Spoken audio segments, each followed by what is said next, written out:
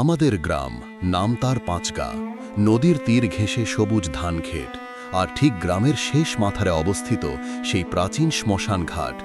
দিনের আলোতেও সহজে কেউ সেদিকে যায় না। শ্মশানের পাশেই রয়েছে দীর্ঘাকৃতি তাল গাছের এক বিশাল সারি, আর তার একেবারে মাঝখানে দাঁড়িয়ে আছে এক বিশাল ও জট পাকানো শেওড়া গাছ, যা বাংলার লোকবিশ্বাসে প্রায়শই প্রেতাত্মার আস্থানা বলে পরিচিত। গ্রামের মানুষ বিশ্বাস করে এটি কেবল গাছ নয়, এক জাগ্রত শক্তির স্থান। সেদিন ছিল ভরা বর্ষার রাত, আকাশ জুড়ে থমথমে মেঘ। তখন রাত প্রায় 11টা।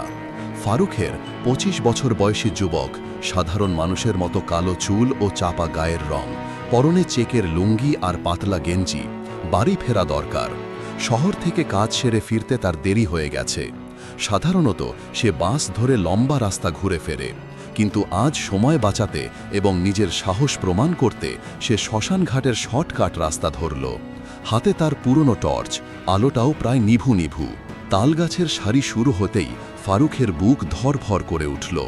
প্রতিটি তালগাছ অন্ধকারে এক একটি দানবের মতো দাঁড়িয়ে আছে, যেন মাথা নুইয়ে রাস্তা আটকে রেখেছে। বাতাসের শোঁ শোঁ শব্দে পাতার নড়াচড়া যেন ফিসফিস করে কিছু বলছে।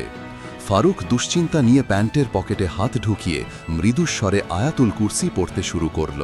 তালগাছের সারি পার হতেই সামনে পড়ল সেই ভয়ঙ্কর শেওড়া গাছটি।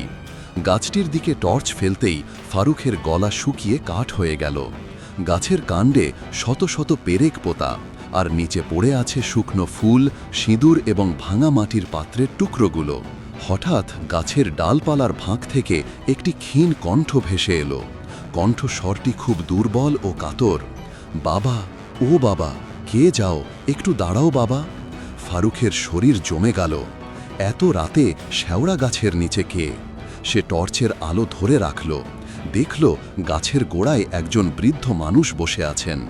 তার সারা শরীর একটি নোংরা চাদরে মোড়ানো, মাথাটা নুইয়ে গাছের গোড়ায় ঠেস দেওয়া। মুখটি স্পষ্ট নয়।